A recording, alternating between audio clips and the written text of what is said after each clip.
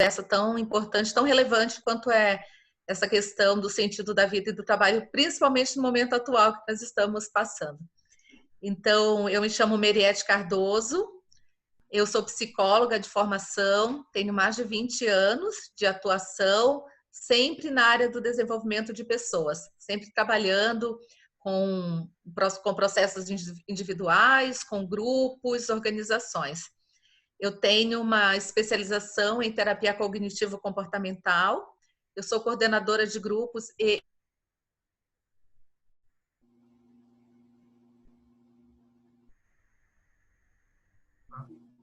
humanos. Então, eu vejo assim que o trabalhar com pessoas sempre esteve muito presente em toda a minha jornada. Daqui a pouco vocês vão conhecer, vão entender um pouco melhor por que eu estou fazendo isso. E eu posso dizer que durante a minha carreira, desde trabalho, como eu falei, com indivíduos, grupos, organizações, já trabalhei também desde empresas familiares, trabalhando ali com pequenos grupos, trabalhando com famílias empresárias, até empresas multinacionais. Então, trabalhar com esse processo de desenvolvimento faz parte da minha história, faz parte do meu propósito. Acho que é isso, Thaís, por enquanto. Deixa eu te falar um pouquinho também. Eu moro em Foz do Iguaçu há 14 anos. Sou casada com Alexandre, mãe da Cacau e da Amora, minhas filhinhas de 4 patas. Opa! E uma filha chamada Amora, que interessante. A Amora e a Cacau, minhas 2 pérolas raras. Muito bom, muito bom. Dos nossos isso. gentlemen, quem gostaria de falar um pouco?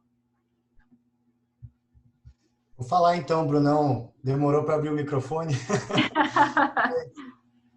Mas tem aí a minha história dele também tem bastante inter-relação aí, então com certeza não vai fazer diferença a ordem aí.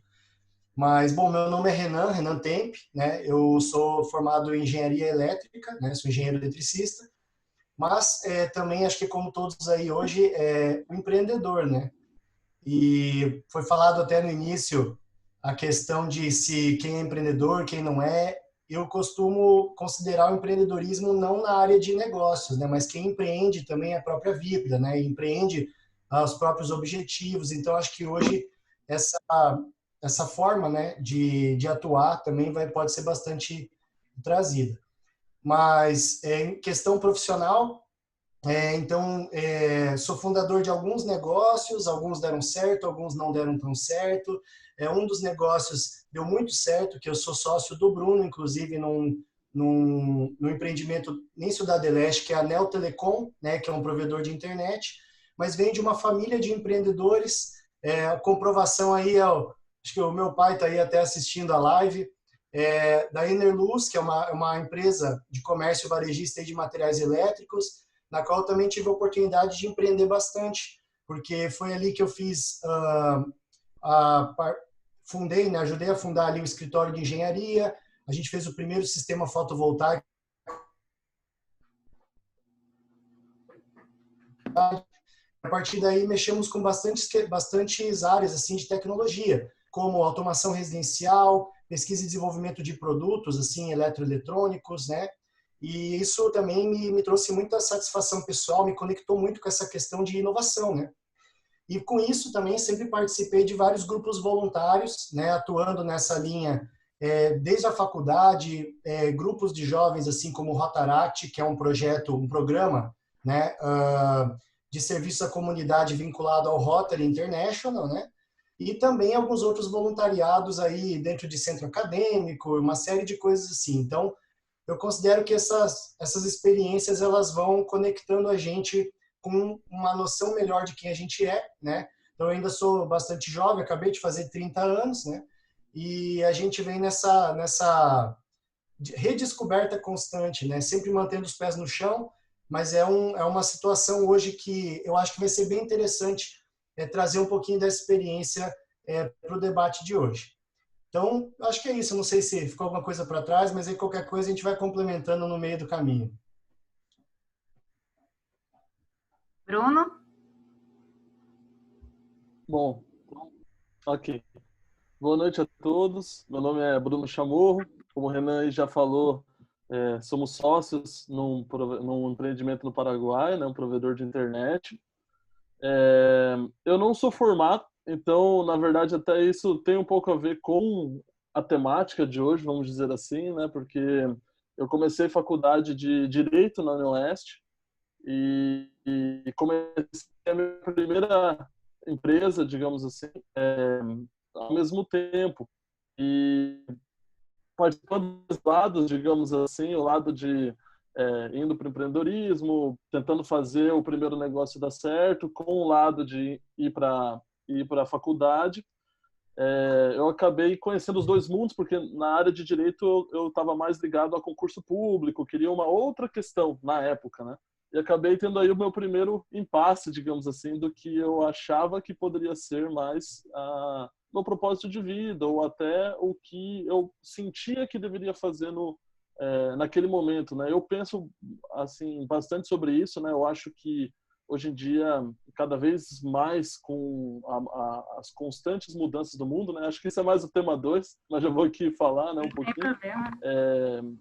Cada vez mais assim a gente tem que sentir qual é o próximo passo, né? Às vezes a gente pode ficar um pouco ansioso ou até ter um pouco de muita dúvida quando a gente pensa o que a gente quer fazer para a vida inteira, né? Porque a vida inteira é muita coisa. E hoje em dia, cada vez mais, né? Então eu busco me guiar assim com o próximo passo, né? O que eu acho que pode ser o caminho agora, né? E na época da faculdade me encontrei com esse dilema aí e acabei saindo da faculdade para optar pelo empreendedorismo, né? Eu já tinha tido algumas experiências de empreendedorismo antes até da faculdade, né? Comecei a trabalhar bem cedo, já tive experiências também trabalhando em empresas, trabalhando no Fato, trabalhando bombeiro, tá no Colégio Bertone, vi que tem alguém ali do Bertone.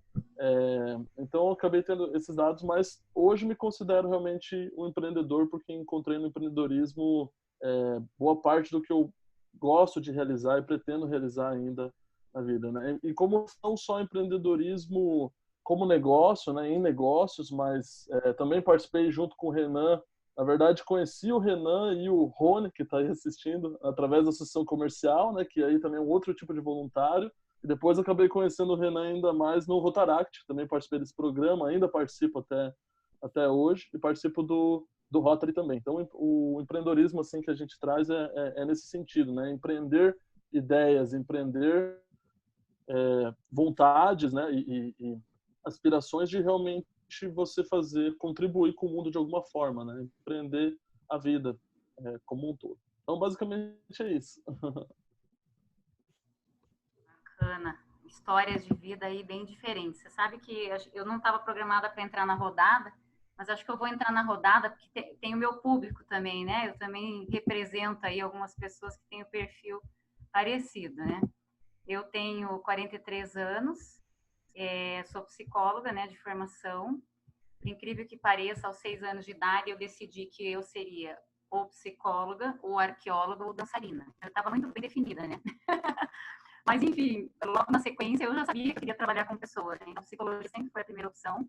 Mas eu tenho uma veia artística, também tenho uma veia pesquisadora. E, enfim, acho que como todos nós seres humanos, a gente é multifacetado, né? E essa questão do empreendedorismo, ela também sempre foi paralela, né? À minha formação, em função da família do meu pai ser toda do empreendedorismo, né? Meu pai é um empreendedor. Tá? E a família da minha mãe é da área da educação e da saúde. Então, eu brinco que eu herdei um pouco dos dois, porque eu sou da área da educação e da saúde e também tenho a veia do empreendedorismo, né? Concordo com vocês quando falam, né, com o Renan, empreendedorismo para a vida, né? Na verdade, assim, que limitar um pouco o público, mas na verdade, o empreendedor, ele é realmente aquela pessoa que é um líder, né? E procura entender alguma coisa, alguma ideia, né? Ou enfim, né?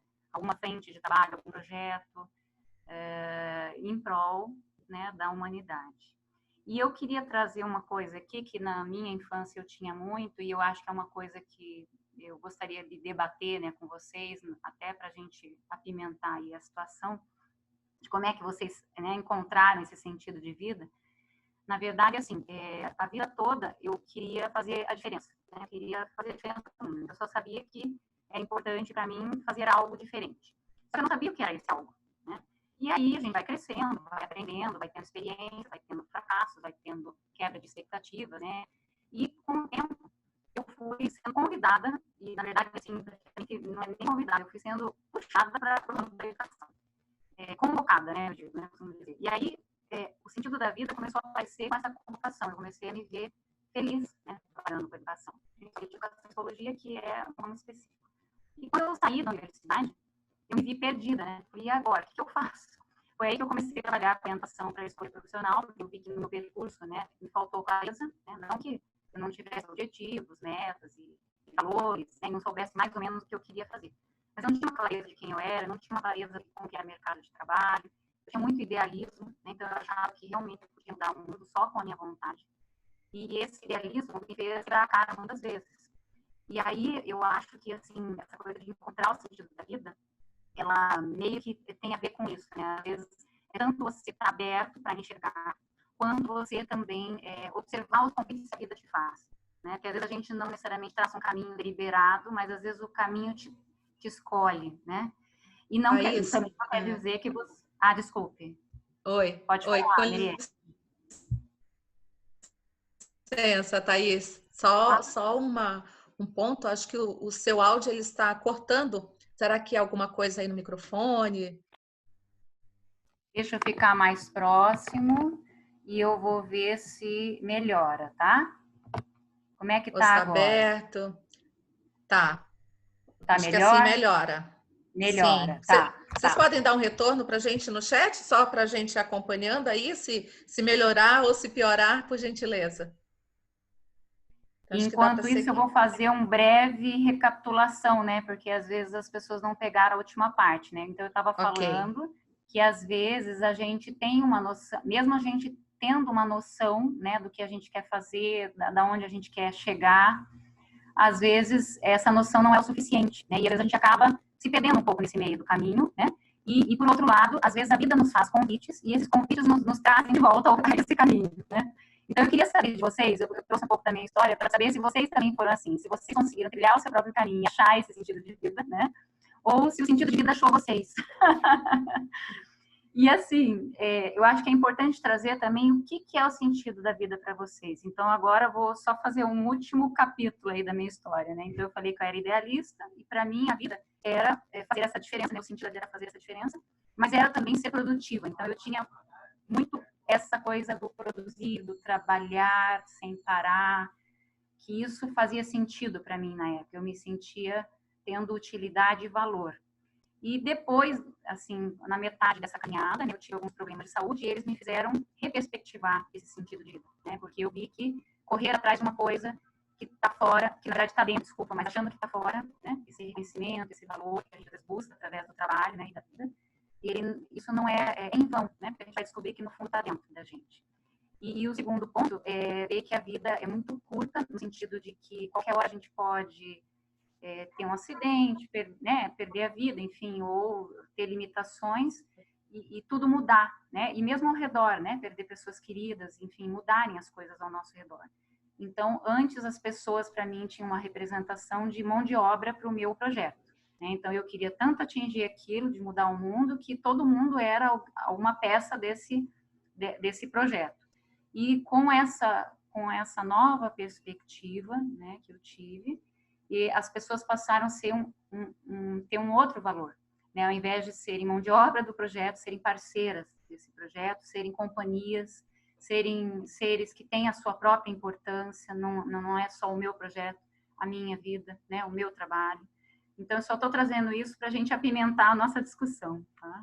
Quem gostaria de falar?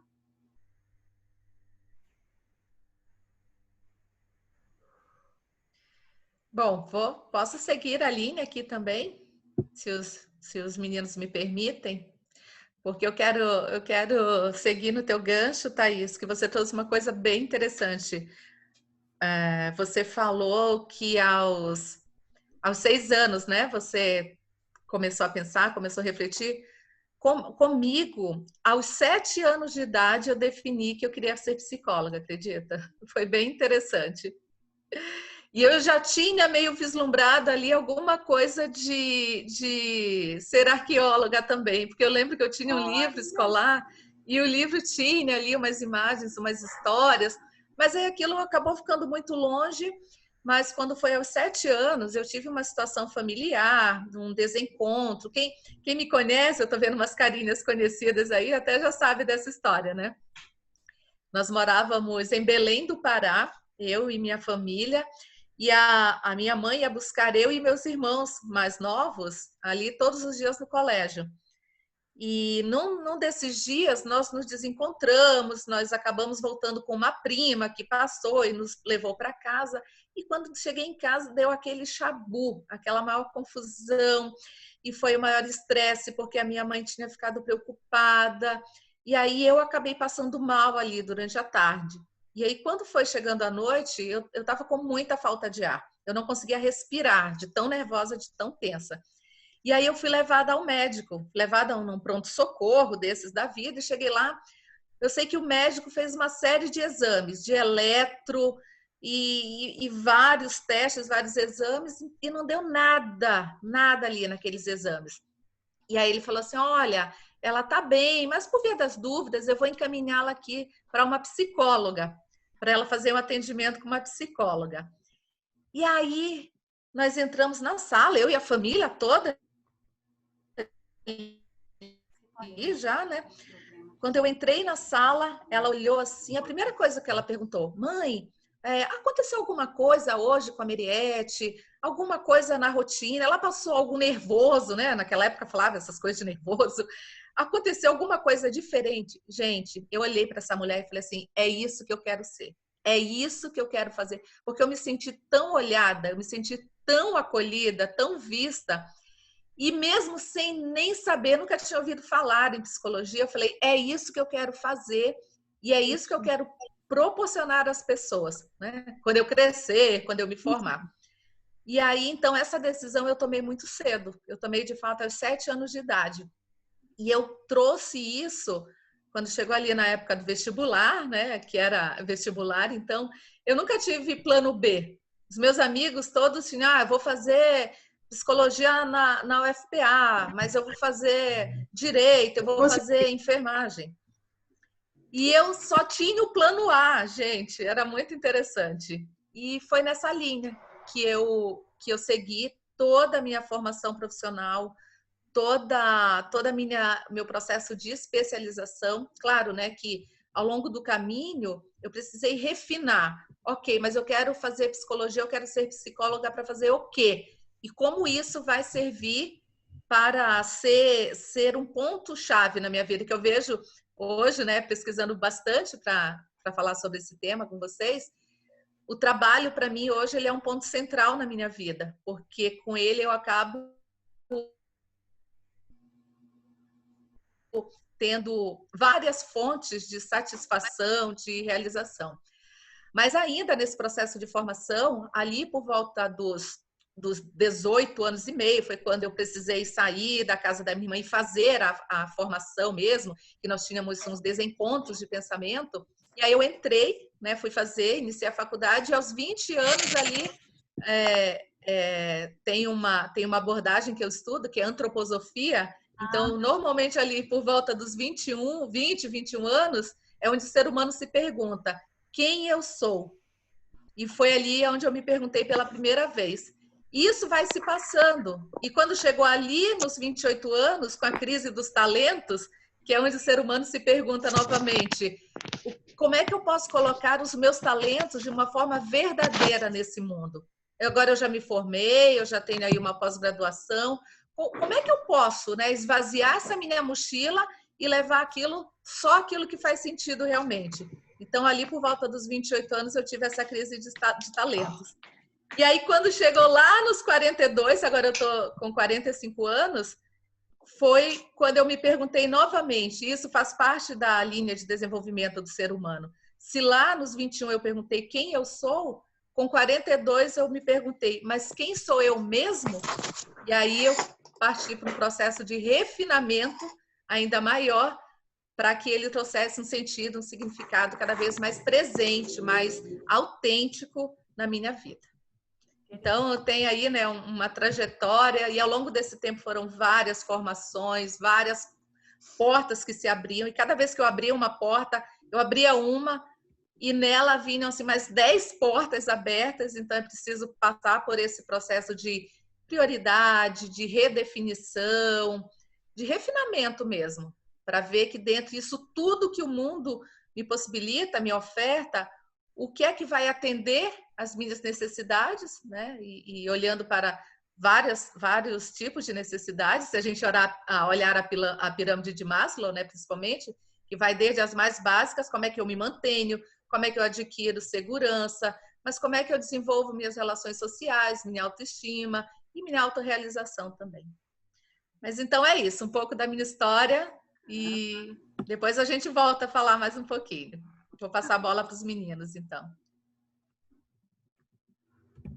Bom, vai falar aí, Renan? Pode falar, mano. Pode ir, da outra vez eu fui primeiro. Então tá. Bom, da minha parte, assim, eu não tinha todo esse nível de autoconhecimento como vocês, assim, para desde criança já saber o que eu queria fazer, né? Eu tinha alguns sonhos, assim, cientista, ia mudando de tempo em tempo. Mas para mim foi muito uma jornada de experimentação, né? Está sendo, né? Eu gosto de sempre pensar que as coisas mudam, né? E de tempos em tempos, ali como a Mariette falou, você tem que rever esse processo, né? Então, eu tive uma experiência, assim, eu comecei a trabalhar com 8 anos de idade, né? Então, eu tive, assim, parte de empreendedorismo, enfim, eu vendia salgadinho, bolo, essas coisas, né? Então, eu fiz isso durante bastante tempo, fiz durante 7 anos, fiz também várias coisas, assim, eu tinha uma lojinha vendia jogos eletrônicos pelo Mercado Livre, já trabalhei de barman no Ahá, já vendi lingerie, já fiz muita coisa mesmo, trabalhei depois dos 14 anos que eu já podia trabalhar legalmente como menor aprendiz, né? Daí entrei no Mufato, trabalhei de empacotador, depois trabalhei na parte de TI no bombeiro, né? Formatava também com computadores amigos para fazer. Então eu fazia muitas coisas assim diversas, né? Algumas até você pode achar que não tinha muito a ver uma com a outra, apesar que a maioria foi realmente negócios de certa forma, né? Vendas principalmente. Até mais ou menos ali no momento do bombeiro, quando eu tive a ideia de abrir, já estava um pouco maior, né? Já estava com 16, 17, e aí eu queria abrir a empresa oficialmente, uma empresa de informática, né? E aí consegui, quando fiz 18 anos, eu pude abrir finalmente o meu primeiro negócio, né, formal. e comecei a empreender, né? E falei junto com a faculdade, né? E o interessante, assim, para mim foi que eu tive toda essa experiência, foram 7 anos de empreendedorismo, assim, só empreendimento, que seria dos 8 aos 15, digamos assim, mais um período que eu fazia as coisas paralelas ao que eu trabalhava, né, o meu emprego, mas eu nunca tinha olhado, foi muito interessante isso para mim, assim, que depois que eu comecei o meu negócio formal, que eu falei, putz, abri uma salinha, eu gastei todo o acerto que eu tive no meu trabalho ali para alugar uma sala e comprar os móveis. Foi isso que eu fiz. Tirei o MEI na época e comecei, né? E ali que eu me perguntei o que eu vou fazer, né? Porque na minha família não tem, assim, um histórico de empresários, empreendimentos, então eu era o primeiro ali desse tipo de coisa, né? E aí busquei, assim, me capacitar, né? Então, fiquei sabendo da CIF, perguntei como é que eu poderia fazer para entrar, tinha os núcleos, núcleo de TI, tinha o COGEF, que eu comecei a participar, e comecei a fazer curso. E aí foi muito interessante para mim nesse sentido. Eu tô trazendo isso porque é uma perspectiva, às vezes não é nem o que você faz, mas é como você faz e como você enxerga, né? Porque é ali que eu comecei a entender o que era o empreendedorismo. Eu ia em todas as palestras, todos os cursos que tinha, na época a CIF promovia bastante cursos, e eu ia em tudo que tinha. E aí o pessoal falava bastante sobre o impacto do empreendedorismo na economia local, sobre gerar empregos, sobre toda essa questão. E aí eu comecei a olhar com outros olhos o empreendedorismo. Daí que eu arrisco dizer até que antes, eu não me lembro, pode ser que já, mas eu sinceramente não me lembro de ter ouvido falar a palavra empreendedorismo. Naquela minha primeira experiência de 7 anos, né? Que foi bastante tempo, basicamente empreendendo, eu nunca tinha ouvido essa palavra. E também não me dava conta do que era. Para mim era uma questão mais, vamos dizer, de sobrevivência. Até ali você falou, né, pirâmide de Maslow, talvez seja esse lado. Mas fato é que depois que eu comecei a enxergar por esse outro lado, de você gerar emprego, de você criar alguma coisa de valor, e através dessa ideia, de repente, uma pessoa pode trabalhar nessa tua ideia que você teve, pode sustentar a sua família. Eu comecei a olhar por esse lado e eu falei, não, isso é o que eu quero fazer. E eu estava fazendo, paralelo a isso, faculdade de Direito na Unioeste, e querendo ser concursado, porque a minha geração, o sonho dela, pelo menos ali onde eu estudei, onde eu estava, é ser concursado.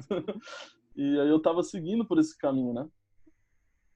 E um fato importante também colocar aí, né? Eu sei que tem pessoas de todas as idades, mas que contribuiu muito, assim, para eu também tomar essa decisão, foi de poder estar sempre aberto a conversar com as pessoas mais experientes. Então, excelente, quando eu trabalhei no Bombeiro, através da Guarda Mirim, e ali tinha um monte de pessoas que estavam prestes a se aposentar, e ali eu perguntava o que a pessoa sentia por estar se aposentando 30, 40 anos de serviço. Muita gente acha interessante, só que a maioria ali acaba indo para o administrativo depois de um tempo, né? E, assim, infelizmente, a grande maioria das pessoas que eu conversava estavam frustradas, né? Assim, eu lembro que eles até se jogavam na cadeira assim, faziam, suspiravam assim quando você perguntava. Eles falavam, se eu tivesse sua idade, eu ia tentar o que eu gostaria de fazer, né? Todos, assim, incrível. Eu devo ter falado com pelo menos 10 pessoas, assim, mais ou menos nesse nível, 25, 30 anos de serviço, e todos me falaram a mesma coisa, assim, que acabam entrando, gostaram, mas depois de um certo momento já não queriam mais, só que acabou que a estabilidade, né, e tinham famílias que dependiam deles, etc., fez com que fosse difícil dar esse passo. Eles acabaram, né, continuando e se frustrando, né, ao longo do tempo. Isso me marcou demais, né.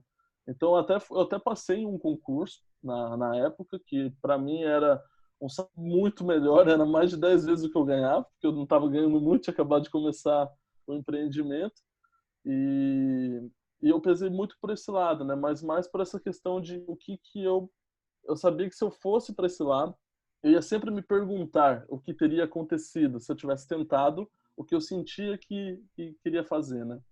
E acabei por largar a faculdade, recusei o concurso. Minha mãe ficou super chateada comigo já quando eu larguei a faculdade, depois quando eu recusei o concurso mais ainda. Só que fui muito pelo lado do que eu sentia que era o que eu gostaria de fazer, né? A longo prazo. E para mim foram assim as duas melhores decisões da minha vida, com certeza, né? E assim, eu acho que a questão do propósito tem muito a ver com isso também, que é uma certa coragem de você fazer o que você acha que tem que ser feito, né? Lógico, com responsabilidade sempre, né? Mas hoje eu vejo assim que é uma constante pergunta, assim como a Mariette falou. E queira ou não queira, cada vez quanto mais o tempo passa, é um pouco mais difícil você se perguntar, porque às vezes você não quer saber a resposta. Às vezes você se pergunta e a resposta é uma coisa totalmente diferente do que você está fazendo. E aí você precisa ter essa coragem de dar esse passo, né? De largar o que você está fazendo. Às vezes você é bem sucedido no que você está fazendo.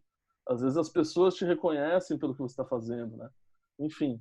Então, para mim, assim, é muito, muito por esse lado, né? Então, no empreendedorismo, acabei vendo essa questão que era o que eu gostaria de seguir. Depois entrei através de iniciativas voluntárias também que acabaram abarcando ainda mais um outro lado, né? Assim, a parte de você realmente criar coisas de valor para outras pessoas, independente de negócios, né? Então, participo muito do Rotary, mas existem várias outras iniciativas nesse sentido. Então, assim, para mim foi um pouco por esse lado, é um lado mais de experimentação, vamos dizer assim, né? Então, eu ainda estou nesse, pode ser que eu mude um pouco para um viés ou outro ao longo do tempo, mas eu acho que é bastante nesse caminho, você está sempre se perguntando, porque, pelo menos para mim, assim, eu mudei muito de quem eu era quando era criança e quem eu sou agora, né? Eu ainda também sou jovem, tenho 27 anos, né? Então, meio que não tenho a pretensão de querer saber a resposta da vida como um todo, né? É mais a busca do autoconhecimento para saber qual o próximo passo. Eu vejo bastante por esse Tá quase chegando na crise dos talentos isso. aí, Bruno. Com É, já 28. fiquei, você falou, já tô pensando aqui. Já anotei.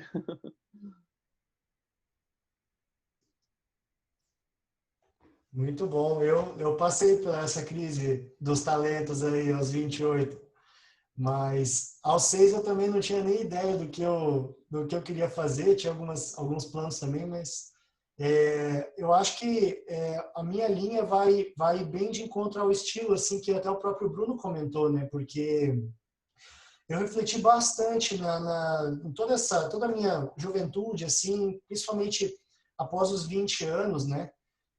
Porque a gente, pelo menos eu percebia, eu e meus amigos, a gente era sempre muito, muito bombardeado, vamos dizer assim, de informações sobre propósito de vida, sobre empreendedorismo, sobre felicidade, né? E eu percebi o quanto isso gerava de ansiedade, dispersão e desengajamento dos jovens em geral, e eu muitas vezes me vi nessa situação. Então eu sempre fui um cara assim que pensei bastante, assim, pensei na minha vida o que eu deveria fazer, e eu entrei nessa e muitas vezes me perdi nessa também. Só que aí por isso que eu digo que é da mesma linha do Bruno. Muito do que eu conheço sobre mim mesmo, a maioria, para falar a verdade, vem da experimentação. E eu tive uma oportunidade grande de nascer numa família de empreendedores, né? Meus pais, eles vieram para Foz para empreender um negócio próprio. Eu tinha 3 anos de idade. Então, eu cresci dentro da loja, né? Então, assim, brincava no estoque, ajudava do que podia e tal. Então, e ao mesmo tempo, eles sempre tiveram muito engajamento na comunidade, né? Então, se envolveram em projetos voluntários, e a gente conversava sobre isso em casa, né? E muitas vezes com o mesmo nível de seriedade que era do trabalho. Então, assim, não é porque é voluntário que tem que ser amador, né? Então, muitas vezes a gente conversava e debatia sobre isso. Eu acho que isso, para mim, foi um aporte inestimável, porque eu passei a valorizar muito a capacidade de realizar na prática as ideias, né? Porque pelo pragmatismo que eu via nos meus pais e que eu também tinha em mim, né? Mas em vários ambientes, não simplesmente no negócio e não simplesmente algo pessoal. Muitas vezes era uma ideia de grupo, muitas vezes uma ideia que nem era consensual, então tinha que fazer várias concessões ali para conseguir chegar numa ideia grupal e das pessoas. E quando eu entrei na faculdade, apesar de ser de engenharia elétrica, esse viés assim de pessoas e de empreendedorismo, ele me deu assim uma bagagem muito boa para poder juntar as duas áreas, que é a parte, vamos dizer assim, de exatas, né? E acho que vocês percebem, o meu jeito é um jeito muito... eu tenho muito, assim, essa parte afetiva, essa parte de comunicação, de contato com as pessoas, né? E isso, na faculdade, me conectou com esses grupos, que eram grupos que queriam realizar algumas coisas, que não queriam só fazer uma pesquisa científica, que não queriam só fazer trabalhos de engenharia. E eu tive as minhas grandes experiências assim, de empreendedorismo e de me conhecer, de encontrar de alguma forma um propósito, ou o que eu entendo de propósito, na faculdade.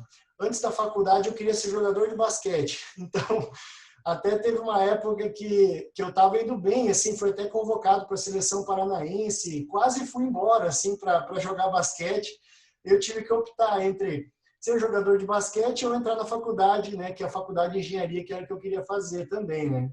E aí eu acabei optando pela faculdade, mas hoje eu entendo, assim, que mesmo que eu tivesse optado por outras coisas, eu já volto nessa questão da faculdade, das experiências principais que eu tive ali, mas uma coisa que eu percebi é que enquanto a gente pode ser qualquer coisa no mundo, né, porque tem isso, o jovem ele tem hoje a disposição, assim, cara, eu quero ser o quê? Eu quero morar na China, eu quero ir para os Estados Unidos, eu quero ficar aqui, eu quero ir para uma cidade do interior sei lá, abrir uma horta lá e fazer, eu posso aprender na internet, inclusive, não preciso mais tanto da faculdade, tem essa liberdade, né? E isso, ao mesmo tempo, faz com que muitas pessoas não se definam, pelo medo de perder as outras opções, né? Então, assim, eu passei muito tempo me dispersando bastante, porque eu sou um cara que, sabe, eu gosto de tocar instrumentos, eu gosto de escrever, eu gosto de trabalhar em grupo, gosto de trabalhar sozinho, gosto de idiomas.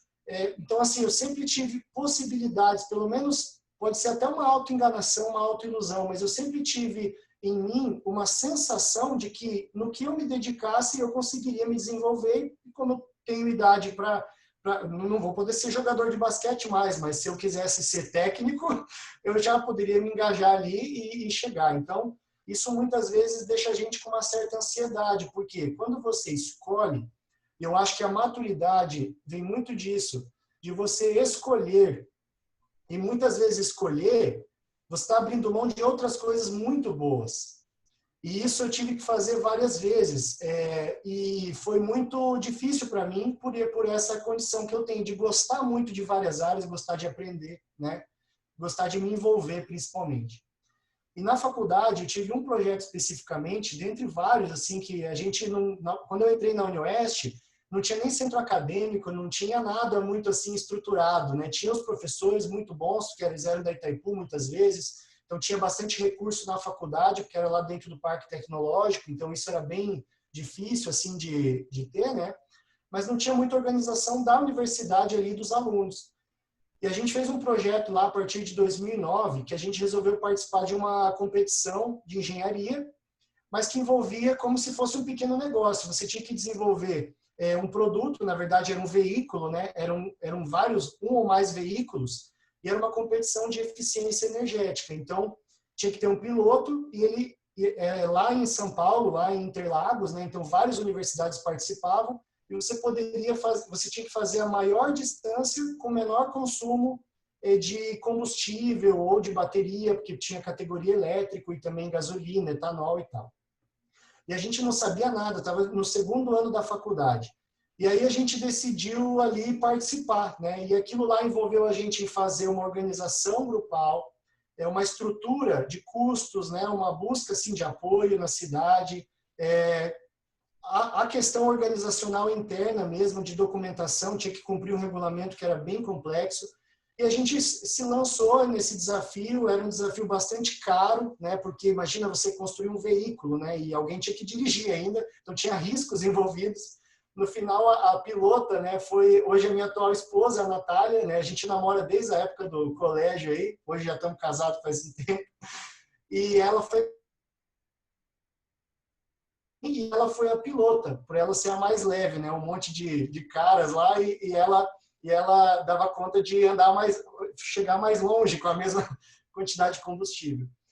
E essa competição, assim, a gente encontrou várias e várias oportunidades de desistir pelo grande desafio que é tanto de conseguir patrocínio, apoio, quanto de fazer o carro funcionar e conseguir marcas, né? Conseguir chegar em algum lugar. Então, no primeiro ano a gente simplesmente participou. Segundo ano a gente conseguiu melhorar um pouquinho. E aí, eu tive em algum momento assim um insight muito bom na época, que eu acho que foi algo que mudou a minha vida. Porque a gente estava tentando construir aquele carrinho e muitas vezes a gente ficava preso dentro das ideias do nosso grupo. Em algum momento a gente começou a olhar para o que outras pessoas estavam fazendo e tentar agregar isso ao que nós estávamos fazendo. Então a gente começou a ver o que tinha no resto do mundo, o que o pessoal estava fazendo nas competições, as outras universidades. Começamos a trocar algumas ideias. E aquilo deu uma arejada tão grande no nosso grupo que em 2010 a gente ficou em quarto lugar lá. Em 2011 a gente atingiu uma marca que até hoje é uma marca histórica, é a melhor marca do Brasil na história, né? E a gente bateu o recorde mundial naquele ano. A gente fez 736 quilômetros com 1 litro de álcool. E a gente, assim, não esperava. A gente nem fez isso nos testes. A gente fez isso só na competição, lá num dia, assim, vamos dizer, aqueles dias mágicos, assim, né? E naquele dia a gente se tocou da grandiosidade do que a gente tinha feito. Por quê? A gente era um grupo de alunos, né, que envolvia engenharia elétrica e mecânica, que 3 anos consecutivos trabalhamos até no Natal, trabalhamos ficávamos até as 4 da manhã na oficina e engajados muito naquele sentimento de vamos fazer acontecer e tal. Ainda não envolvia dinheiro, não envolvia salário, então a gente realmente queria fazer alguma coisa de valor. Depois a gente foi a primeira universidade a participar da competição mundial na Shell Eco Marathon, que eu até estou com a caneca, não preparei ela, mas é a caneca que quando a gente conheceu a NASA. Então a gente assim teve uma experiência de vida que o empreendedorismo proporcionou para a gente, e principalmente eu acho que esse é o principal, que é essa mentalidade de você realmente entregar o teu melhor naquele contexto que você está.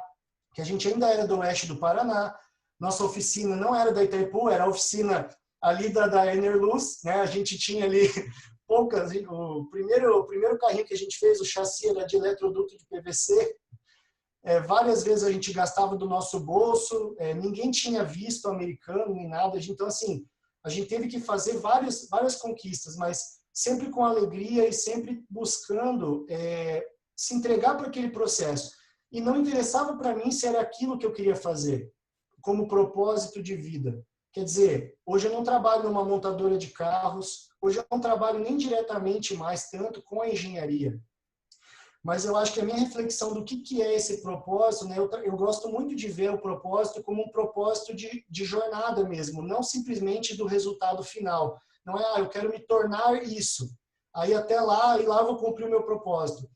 Eu vejo muito essa questão, e isso continuou depois da faculdade, de que quase que eu não se tem nem o direito de pensar muito em propósito se você não consegue se entregar e fazer bem feito aquilo que é o contexto da tua realidade hoje. E eu vejo que muitas vezes a realidade que a gente faz com o nosso melhor, ela acaba também nos conectando pela ação, né? Pelo dia a dia. Você realmente, isso aconteceu comigo, né? Em todos os ambientes que eu passei, muitas vezes o que eu vejo que o meu propósito muitas vezes está conectado é como eu contribuo independentemente do que eu estou fazendo, com que pessoas eu estou e com que lugar eu estou, né? E isso para mim fez muito sentido em algum momento e eu passei a ver que existe uma lógica, existe uma forma que é onde eu estou, eu contribuo de uma forma assim que é o meu jeito, certo? E isso veio antes de eu entender aonde eu quero chegar. Porque muitas vezes o que eu aprendi foram através de feedbacks e resultados na prática. E quando eu ficava na minha cabeça buscando entender o meu propósito, eu não estava realmente, eu estava às vezes até me perdendo em algumas armadilhas que a mente ela acaba nos conseguir ir para a realidade e conseguir me entregar um pouco mais para essa realidade, tentar fazer algo com ela. As coisas acabaram acontecendo e uma coisa leva a outra, e muitas vezes hoje eu vejo que eu acabo escolhendo mais facilmente, né? E o que eu escolho, eu realmente escolho. As outras opções que não são mais possíveis porque eu escolhi, eu não fico tentando imaginar como que seria, né? Pelo fato de eu aceitar que a escolha que eu fiz é a melhor porque é a que eu escolhi, é a minha escolha. Então aquilo acaba se tornando um propósito. Encontrar o propósito naquilo que se escolheu faz parte também, e isso eu acho que é uma coisa que eu posso contribuir hoje, né? É lógico que é muito importante você entender que o que mais ou menos é o que você pode fazer e se encaixar dentro da sociedade, né? Mas eu acho que tem esse outro lado que é pouco falado, existe um senso comum, vamos dizer assim, que eu gosto de dar uma quebrada, né?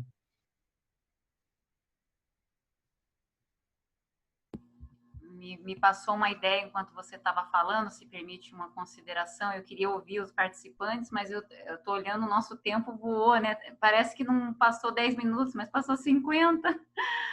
Eu não sei como é que está para vocês, se vocês quiserem estender uns minutinhos, a gente pode, né, engatar na segunda pergunta, mas antes eu queria fazer uma consideração que eu achei bem interessante que você falou, sabe, Renan? Que como eu trabalho com escolhas, porque eu vi na minha própria vida, né, que algumas delas foram boas e outras eu me arrependi, né, mas hoje, né, com o olhar da maturidade, que eu observo?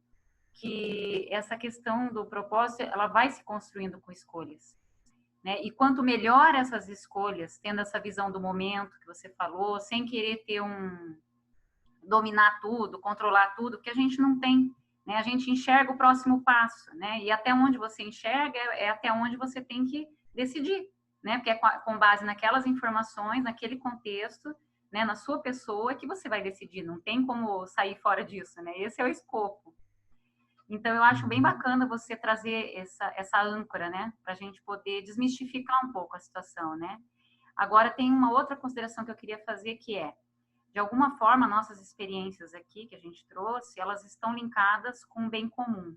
E isso nem todo mundo tem, né? Um olhar do trabalho e da vida tendo alguma contribuição para a sociedade, né? Às vezes a pessoa ela só pensa nela, ela só quer saber de enriquecer, ela só quer saber de ser feliz para ela só quer saber de atender as necessidades dela, né?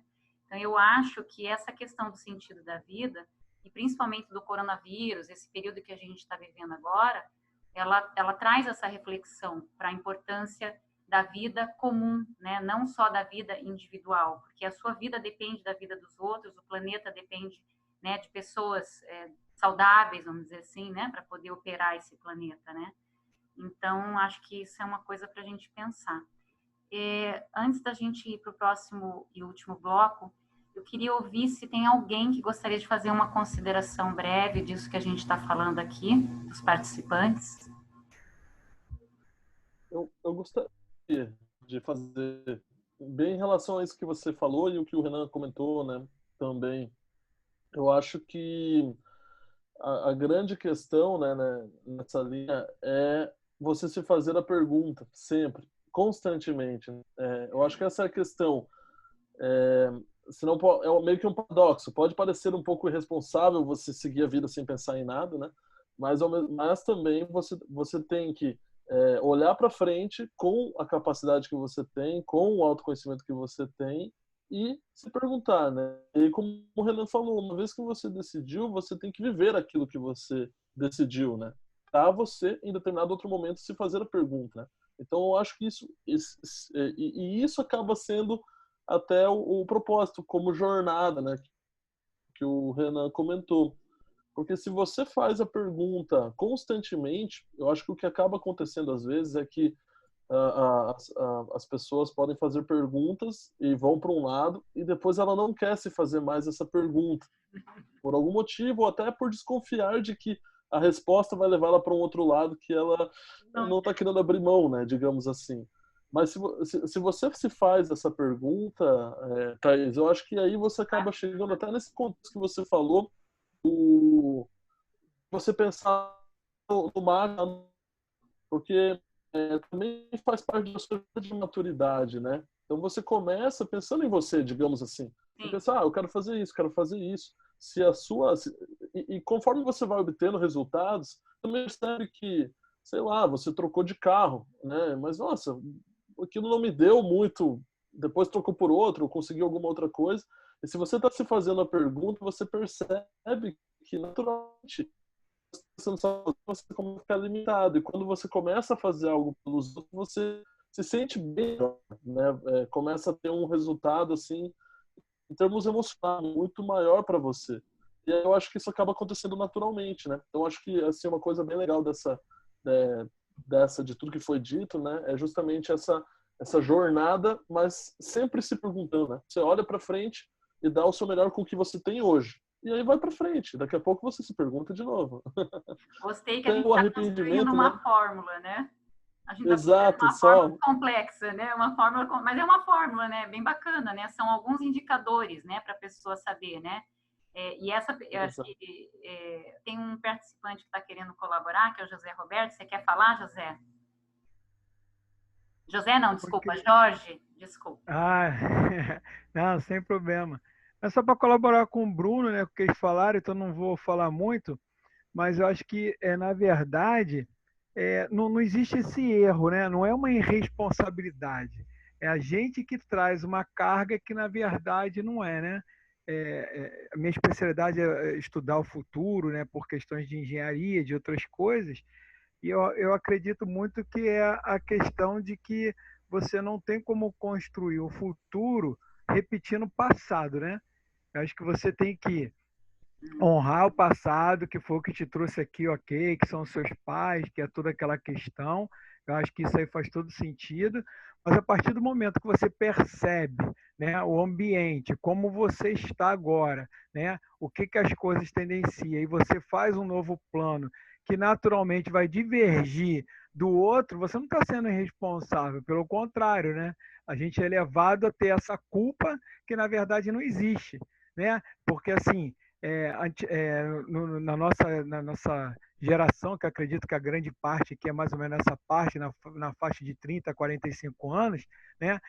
Qual era o fator de sucesso? Né? Era você ser médico, engenheiro ou advogado, você passar num concurso público ou trabalhar numa empresa 30 anos numa mesma divisão, ganhar uma medalhinha, uma caneta, um broche de ouro, se aposentar e viver sua vida com seus netos.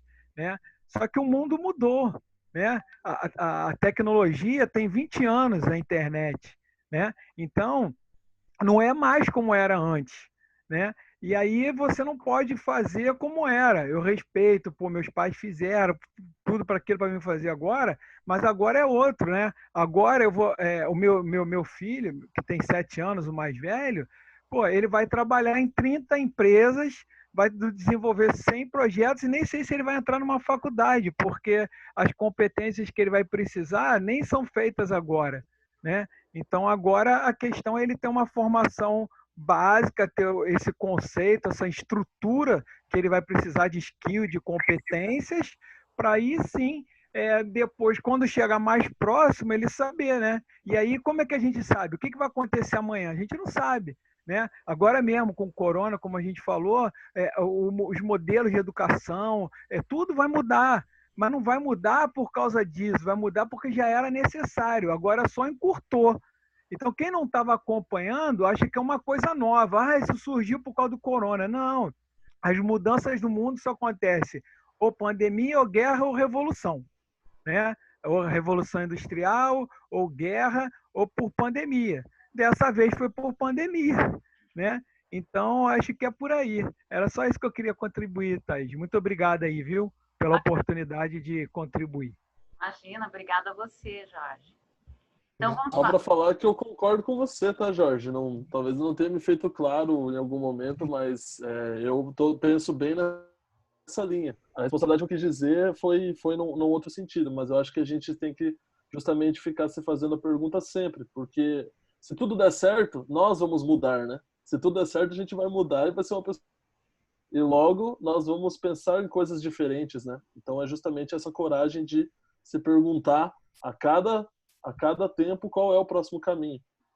Não, Brunão, eu entendi, cara. É porque às vezes alguém pode ter ouvido e como de repente não está na mesma vibe, eu entendi o que você falou, às vezes essa definição o cara acha que é uma outra coisa, entendeu? E a tua fala foi tão apropriada que eu achei que era melhor ratificar essa questão, entendeu? Mas estamos juntos, vamos em frente.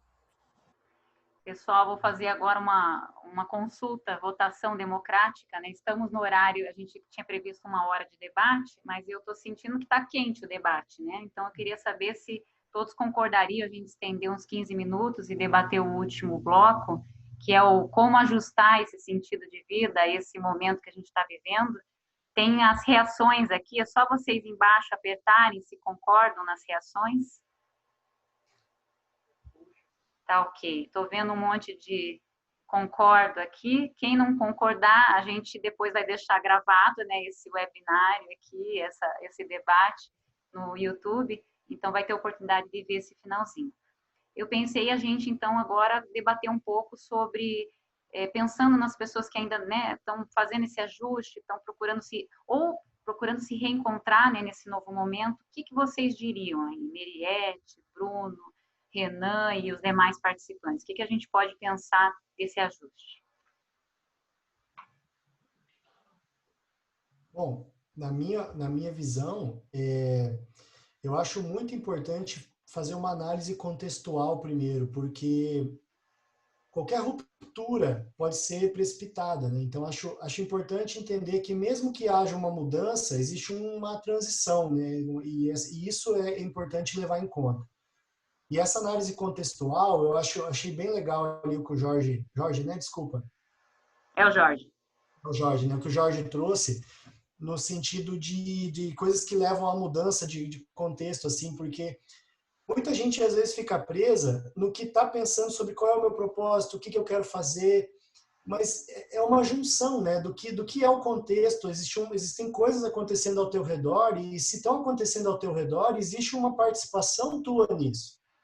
Então, você conseguir se adequar, entendendo que você quer ir para uma direção, mas que tem que ser através da realidade, você não está alheio a isso.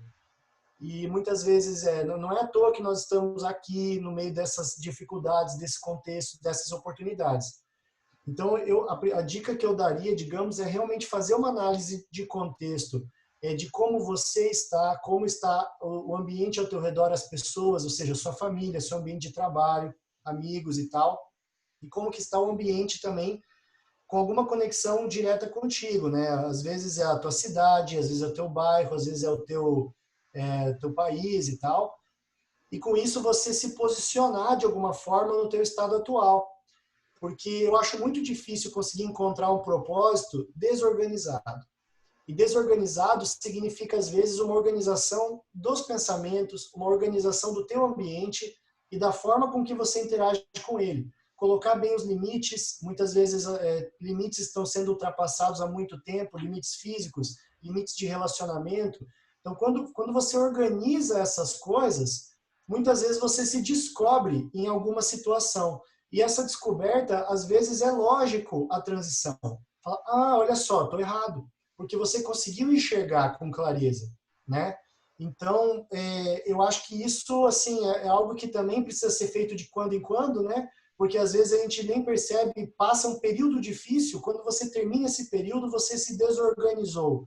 E aí, se você não faz esse trabalho de volta, você não consegue mais se compreender e com isso não consegue mais entender para que lado ir. Você acaba indo com a onda, né? Ou com a esteira, que fala, a esteira ficou rápida demais, você já trançou as pernas e já não está mais conseguindo caminhar tranquilo. Né? Eu acho que isso é legal. Igual ali o propósito não é antena para captar ruído. O propósito é inteligência intrapessoal, encarar autoconhecimento com seriedade. Eu concordo. Então, acho que essa é uma contribuição, né, que eu poderia dar. Quem é o próximo? Acho que eu gostaria de dar uma contribuição. Boa noite a todos. Eu sou Marília e hoje eu trabalho numa instituição pública, eu trabalho no Hospital Municipal. Eu estou trabalhando justamente dentro dessa proposta hoje da saúde, de dar suporte à assistência e eu vejo assim, eu queria dar uma contribuição dentro do papel que eu estou hoje, que não é um papel de empreendedora, embora já tenha tido algumas vivências nesse sentido, mas eu vejo que hoje tem coisas importantes que eu acho que a gente, pelo menos, estão me chamando a atenção. A gente precisa agregar valor e a gente precisa trabalhar em cima daquilo que é essencial. A vida está nos mostrando que a gente precisa ter prioridade, a gente precisa ir no ponto, naquilo que é o mais importante. Você veja, hoje a gente está lidando com questões de sobrevivência. Então, sobrevivência é a coisa mais básica, lá na pirâmide do Maslow, é a base da pirâmide. Nós estamos tendo que voltar para a sobrevivência para ver como vamos sobreviver. Que jeito queremos sobreviver ou que jeito queremos viver, né? Então, a gente está sendo mexido com base, que é o dinheiro para pagar a conta do mês, é o dinheiro para pagar a saúde. Então, assim, a gente está indo lá para a base para rever os valores, rever as prioridades. Então, eu acho que é essa perspectiva que a gente está sendo obrigado a olhar sobre uma outra ótica, né? Então, eu estou querendo trazer uma coisa prática que eu percebo que é assim, o que a gente de fato, e eu tenho me olhado muito no papel que eu faço, que é na área de gestão de pessoas, que é justamente assim, como que eu posso agregar valor naquilo que eu tenho, o que eu vou de fato estar somando na necessidade dos outros. Porque daí eu acho que o nosso trabalho ele tem um viés que vai realmente, a gente vai estar retribuindo e vai tendo um retorno, né? Porque quando vocês estavam falando, eu fiquei pensando, como é que a gente percebe o resultado? Como é que a gente sabe que o que a gente está fazendo de fato está dando resultado? Resultado para quem? Para você? Para quem que é esse resultado? É um resultado que é multiplicador? aquilo que você está fazendo vai repercutir em muitos, porque às vezes tem coisa que não aparece, gente, uma coisa pequenininha, que você parece que não é nada, mas aquilo ali ele te dá uma base, né, de suporte que você vai ajudar que muitas coisas aconteçam a partir dali. Então, eu acho que eu queria trazer uma reflexão para todos, que é assim, onde cada um hoje, você tá fazendo hoje, você está retribuindo o seu melhor, aquilo que você está fazendo hoje, nesse momento, está ajudando, né, tá trazendo resultado para quantas pessoas, né? E eu acho que esse ponto é um ponto para reflexão em termos dessa mudança, sabe, Thaís, que a gente está colocando. Que mudança é essa que a gente precisa fazer?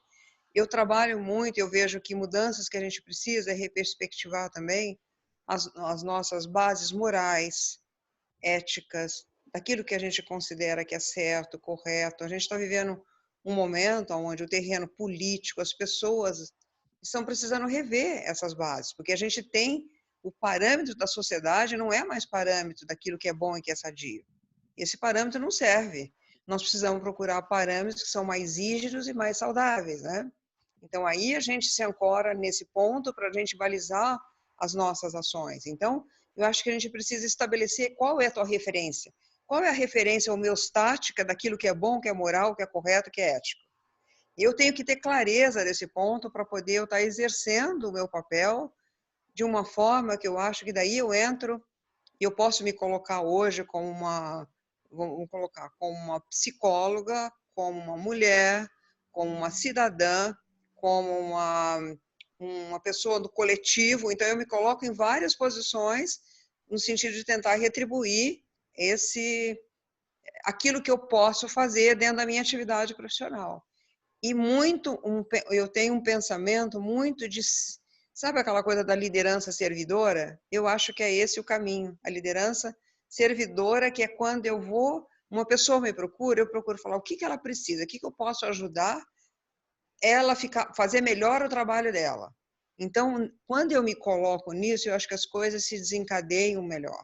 A gente entra numa fluência maior, porque você está à disposição e não estou para defender meu ponto de vista, para querer ter poder, para querer mandar, enfim, a gente sabe, né, que às vezes a liderança traz isso, né? Você querer ter uma posição e ter um ponto onde você precisa se reforçar ali.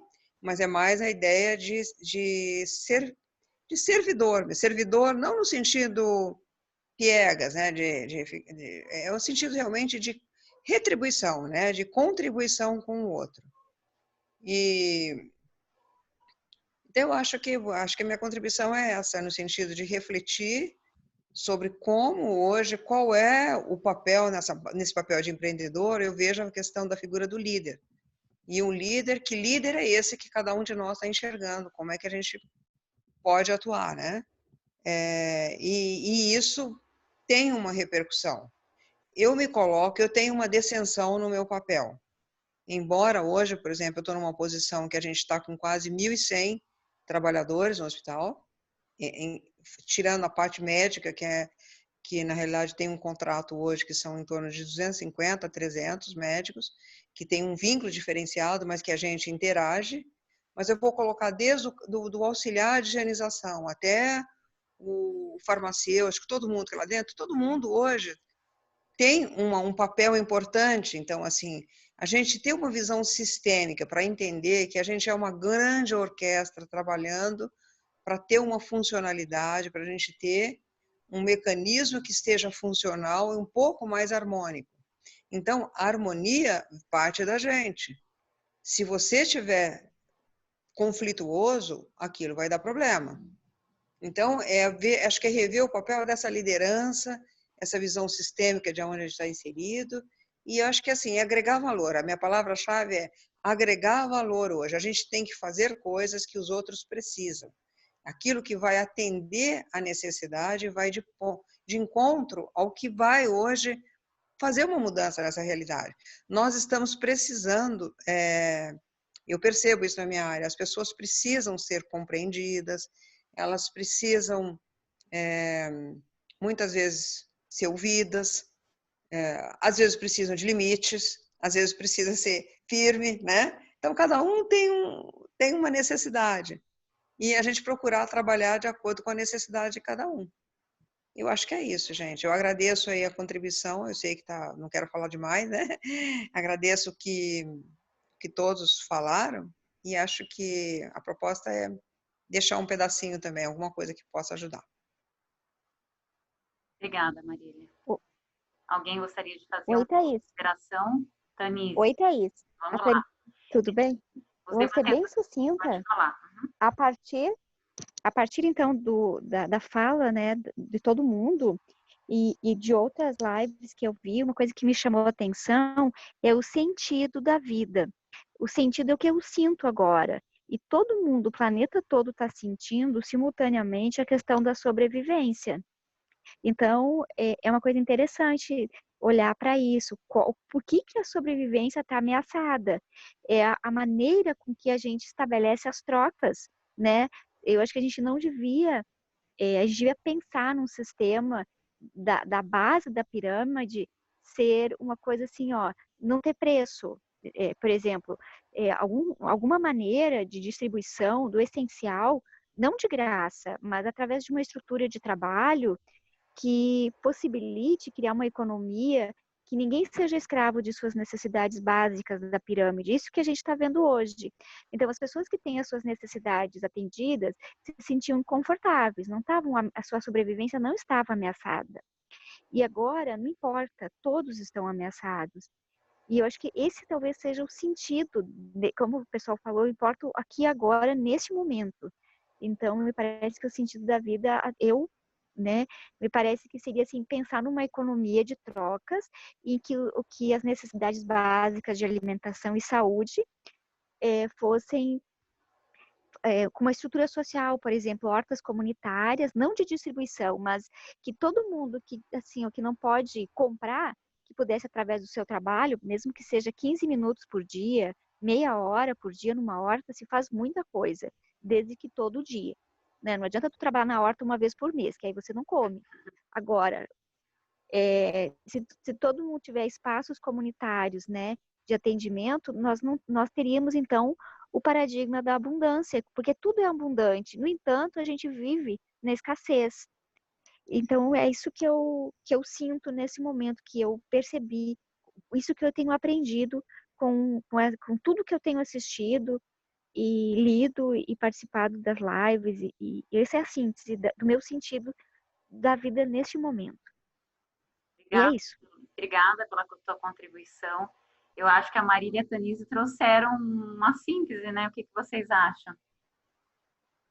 Ou você Thaís, pode falar, Marília. Quero trazer aqui uma expressão sobre, até resgatando um pouco do que a Marília e do que a Tanise trouxeram agora, mas principalmente do que veio sobre a questão da pirâmide de Maslow, né? Parece que a gente voltou lá para o começo do debate e acho que foi o Renan que até colocou ali o caminho, acho que vale a pena dar uma olhada depois. Mas é muito interessante voltar para essa base mesmo, para essa questão da sobrevivência. E isso me levou lá para a questão do Ikigai, que é uma metodologia que eu trabalho, que ele fala desse sentido da vida, a razão do viver, que aqui a gente traduz como propósito, como sentido mesmo, né? E dentro do Ikigai, ele trabalha com 4 pilares. E o primeiro pilar é começar pequeno, que me parece que tem muito a ver com empreendedorismo, né? Que é muito daquela máxima do empreendedor, comece pequeno, rápido, né? E com o recurso que você tem. E o Ikigai, ele traz isso, sai dessa megalomania, do querer tudo ao mesmo tempo, do querer ter, é o carro, é o apartamento, é o celular, é a namorada, é sexo todos os dias. Pera, ninguém dá conta de tudo, gente. Então, escolhe uma área ali da tua vida e foca nessa área de forma pequena. Antes de querer salvar o mundo, vê se você está arrumando a tua cama quando você levanta pela manhã, né? Antes de querer criar uma ONG e vamos para a rua e fazer passeata, pera lá, o que eu estou fazendo pelos meus avós, pelos meus pais, pela minha diarista que me acompanha? É fazer aquele trabalho de formiguinha. E para mim isso não é dar muitos passos atrás, mas é resgatar aquele dever de casa que o ser humano não fez adequadamente lá quando era a hora de cuidar da sobrevivência. Então, é recomeçar, mas recomeçar não de forma linear, mas numa espiral, onde cada vez que a gente volta, a gente não está mais no mesmo ponto. A gente fez uma curva de evolução e subiu para um outro nível. Aí eu consigo olhar com outro nível de consciência para aquela mesma situação. Aí eu consigo avançar. Então, o Ikigai, ele traz isso, né? Começar pequeno. E um outro ponto também que ele fala, é o terceiro pilar, é sobre harmonia e sustentabilidade, que exatamente aquilo também. O meu negócio, o meu trabalho, o meu serviço como autônomo, como pequeno, médio ou grande empreendedor, como multinacional, não pode mais ser ok só para mim, sabe? Só para meia dúzia dos meus. Tem que ter ecologia. Então, tem que ser bom para mim, tem que ser bom para minha sociedade, para minha comunidade, para minha cidade, para o meu país, para o planeta. Não dá mais para pensar pequeno. A gente precisa viver no pequeno, né? Começar naquele espaço com o que a gente tem, mas pensando em termos planetários. Então, acho que o Ikigai, ele traz muito disso, tá? Mas como é que a gente faz, né? E aí vem um pouco lá as 4 perguntas para você chegar na tua razão de viver, naquilo que vai trazer sentido para a tua vida. É olhar para o que você ama, o que você ama, o que faz o teu olho brilhar, o teu coração disparar. E isso eu falo muito tanto para quem está fazendo uma primeira opção de carreira, uma primeira opção profissional, quanto para quem está num processo de transição, numa reorientação de carreira, né, num processo de aposentadoria. Isso serve para qualquer etapa do ciclo de desenvolvimento do ser humano.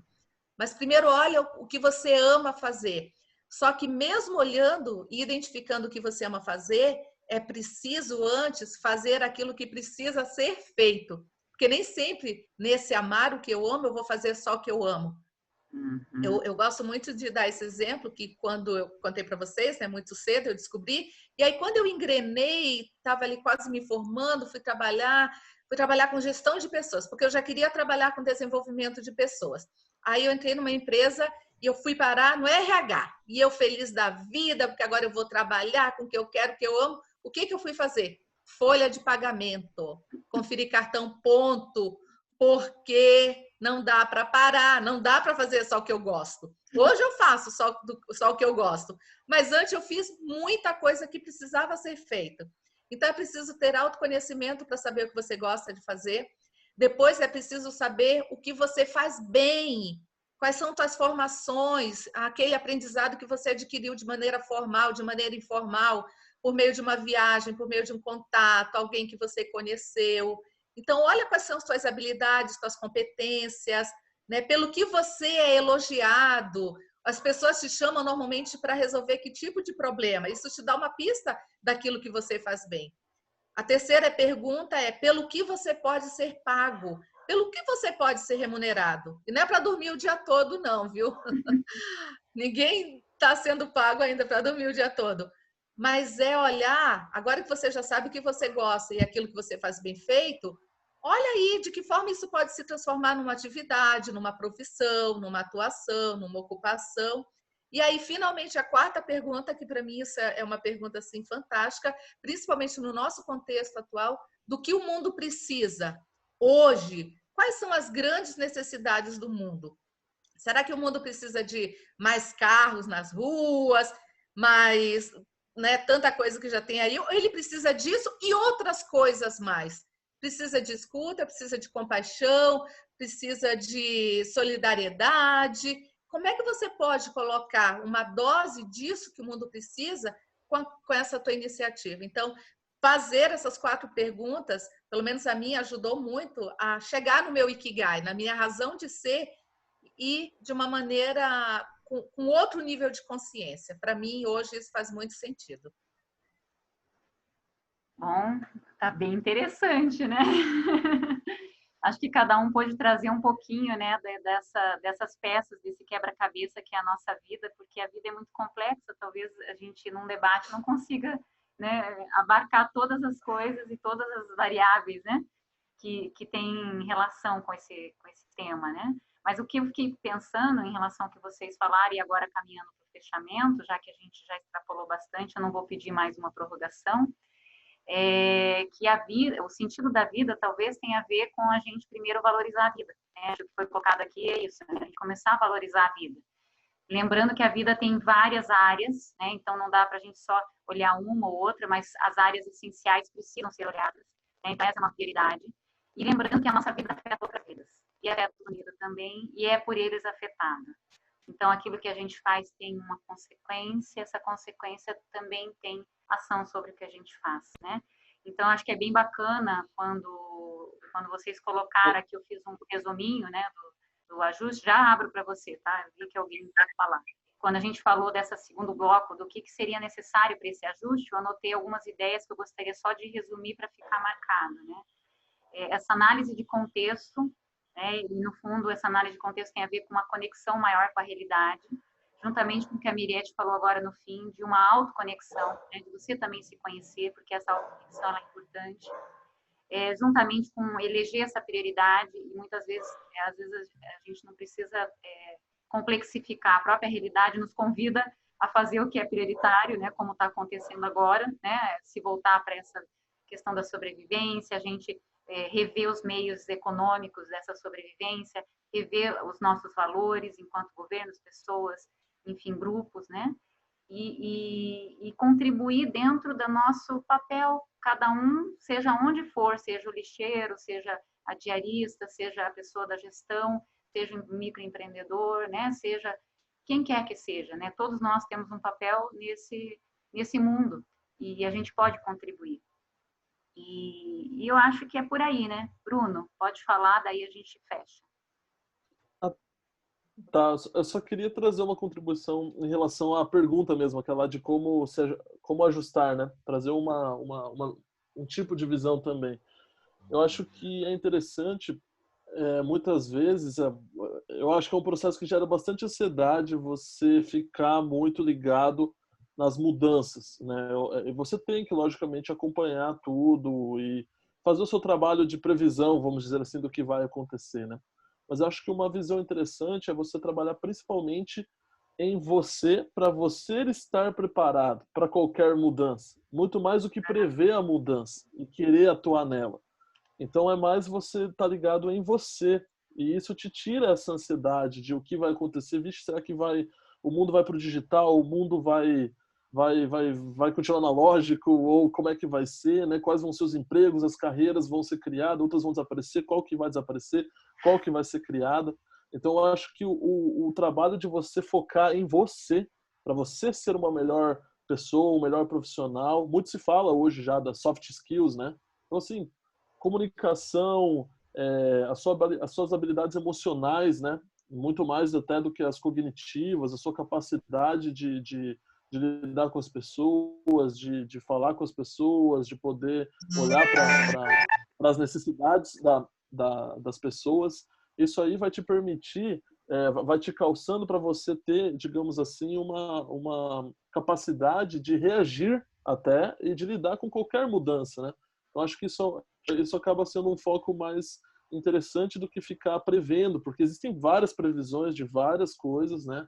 Com certeza o mundo vai mudar e com certeza a gente está caminhando para um mundo onde muda cada vez mais. Então, se o mundo vai mudar cada vez mais, não, na minha opinião, assim, não resta nada mais a fazer a não ser você trabalhar em você, né? E estar constantemente, até ali em relação ao que a Marília falou, né? Como identificar. Eu acho que se você estiver bem, começar a se conhecer, o autoconhecimento a fundo mesmo, né? Assim, quais são as minhas inseguranças, o que eu ainda tenho que resolver emocionalmente para eu não querer competir com o outro, para não, quando alguém aparecer, eu querer abafar ele, porque no fundo eu tenho uma certa insegurança e não quero que ele vá competir comigo, né? Acho que isso é um foco que vai te ajudar a ficar em qualquer momento da sua vida, né? E se você vai trabalhando isso, automaticamente vai aparecendo as oportunidades, você vai entendendo, eu acho que isso é o que tem que fazer, eu acho que é isso que essa pessoa precisa, acho que eu posso contribuir com a minha família, ou com a minha empresa, ou com a minha comunidade dessa forma, né? Então, eu gostaria de manter, assim, meu objetivo seria como ajustar, na verdade, você se manter ajustável. Você se manter ajustável e adaptável, né? Treinar você que o resto fazer o dever de casa acontece. primeiro, né, Bruno? Cuidar da Exatamente. casa primeiro. Você me fez lembrar duas palavras, resiliência e adaptabilidade, né? Que eu acho que tem muito a ver, né? A gente se autofortalecer e também ter essa capacidade de camaleão, né? De se adaptar a esses cenários, né? Sem ter que tentar controlar tudo, mas simplesmente tendo essa abertura, né? Eu só queria terminar com... Me ocorreu agora... Tem um pilar da teoria U, né? Que até a Tanise que me apresentou essa teoria, né? Que é uma proposta, né? Vamos dizer assim, dos líderes, vamos dizer assim, ou das pessoas em geral, né? Enfrentarem a realidade, principalmente essa realidade complexa que a gente tem. E ele fala assim que no primeiro momento a gente tem que abrir a nossa mente, né? Então ele fala do open mind. E no segundo momento a gente precisa, então esse open mind é você se predispor para algo novo, né? Ou Oi, para algo Thaís, que tá mudando. tá cortando novamente, querida. Desculpa. Então deixa eu vir aqui, peraí. Acho que se Tá você chegar mais agora? próximo, melhor, bem melhor. Tá. Então ele fala dessa coisa do open your mind, então abrir a mente, né?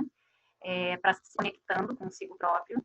No segundo momento, você vai fazer o open your heart, né? Você vai se abrir, vamos dizer assim, se conectar com a realidade, com as pessoas, com os sentimentos. Para no terceiro momento, você se empoderar para a ação. Open your will, né? Então, abrir para a vontade, né? Para você realmente colocar a mão na massa. Então, achei bem legal que o Bruno enfatizou muito, né? Bruno fazer as perguntas ao longo da caminhada. Então, mesmo uma pessoa que não tem o seu sentido de vida muito claro, né? Simplesmente abra para essa realidade. Faça perguntas ao longo dessa caminhada. Procure se conectar com essa realidade, se conectar consigo mesmo. Né? Lembrando que a nossa vida impacta na dos outros e a dos outros na nossa e vice-versa. O planeta depende disso. Né? Então, eu quero, assim, agradecer muito a todos os participantes, aos debatedores, novamente. Gostaria de prolongar o nosso debate, porque eu acho que foi muito rico. Eu queria até ver, assim, as carinhas de vocês, se vocês acharam que foi muito rico. Como é que foi? Se puderem colocar no chat, tá? Mas eu penso que assim, foi muito produtivo, porque é sempre bom a gente ouvir, né, opiniões diferentes, as histórias de vida diferentes. E assim, eu queria falar um pouquinho do meu trabalho agora, né? Na verdade, o trabalho que eu estou formando tem a ver com esse tema, né? Na verdade, a gente está, com esse período de mudanças todos, né? Eu também estou reformulando a minha forma de trabalhar. Eu trabalhava sozinha, ajudando as pessoas a decidirem o que fazer. Exatamente nesse contexto, né? O que eu sou, como eu vou, e o que eu faço nessa realidade, né? Como que eu posso mais feliz e contribuir. E com essa advento aí do coronavírus e dessas mudanças, eu resolvi formar uma equipe para, vamos dizer, aumentar os nossos olhares e os nossos recursos para ajudar as pessoas. Então, hoje tem gente na equipe tanto especializada nessa parte emocional, para desbloqueios, né? Quanto também gente na equipe especializada na parte de negócios, para esse olhar de negócios, do empreendedorismo, quanto gente na equipe com esse olhar do futuro, para a gente também ter uma conexão do que virá, né? Então, a ideia é a gente ter um pouquinho desses talentos de cada um ajudando a pessoa a caminhar e a se fortalecer nesse período, né? E até se reinventar, né? Esse é o caso que é da pessoa. E aí, para quem quiser conhecer mais e até mesmo acompanhar o nosso trabalho, o nome dessa equipe, né? Esse trabalho é @orientação profissional EAD, vou deixar aqui depois, né, no chat. E tem o canal no YouTube, onde a gente vai deixar também esse vídeo e esse debate gravado. E, assim, a nossa pretensão é sempre estar promovendo debates com temáticas transversais a isso. E vocês todos estão convidados, tá? Então, e também se tiverem sugestões de temas, também a gente está aberto a receber sugestões. Alguém gostaria de fazer um adeus, né, um alô no final aqui? Tá tudo certo? É só então, agradecer aí, né? Pode falar. Tudo certo, gente. É só agradecer mesmo aí e que tenhamos outras oportunidades, porque o debate foi muito legal, né? E acho que esse assunto rende, né? E mantém a gente informado aí dos próximos andamentos, manda aí as informações para a gente acompanhar. Tá certo. Meriete, Renan, Bruno. Ai, só gratidão. Eu tô achando que ninguém quer acabar, viu? Você tá me dando um aperto no coração. A gente termina, despede, não vai. É que fica aquela vontade, né? Do quero mais, né? É bom, né? Que aí quero tem a mais. possibilidade. Bom, da minha parte, então, obrigado pelo convite, obrigado aí por todo mundo pelas posições. Acho que para mim foi muito legal o debate. Espero que tenha contribuído de alguma forma aí com o debate. Obrigado. Eu também quero agradecer, Thaís. Obrigada pelo convite. Obrigada a todos que estiveram presentes. Para mim, isso aqui é o que de mais rico existe. A convivência e o aprendizado em grupos, para mim, é sempre muito fantástico. Muita gratidão. E olha, gente, esse debate foi feito a várias mãos, então agradeço mesmo de coração. A Meriette, né, nos proporcionou a plataforma, todos os debatedores divulgarem suas redes sociais, cada um chamou o amigo do amigo do amigo, né? E a gente pôde estar aqui juntos. Então, isso é a beleza da rede, né? Então, eu acredito no trabalho em grupo e eu acho que ele rende mais para todos nós. Então, muito obrigada da minha parte também. Tá Até ótimo. uma próxima, né? Não vai ser a última vez que nós vamos nos encontrar. Com certeza. E olha, eu vou dizer, se não apertar lá para encerrar, a gente vai ficar aqui. Ah, então tá certo. Eu só vou pedir para os debatedores ficarem para a gente conversar um pouquinho. Muito obrigada, gente. Obrigada. Valeu, gente. Valeu. Tchau. Tchau, tchau.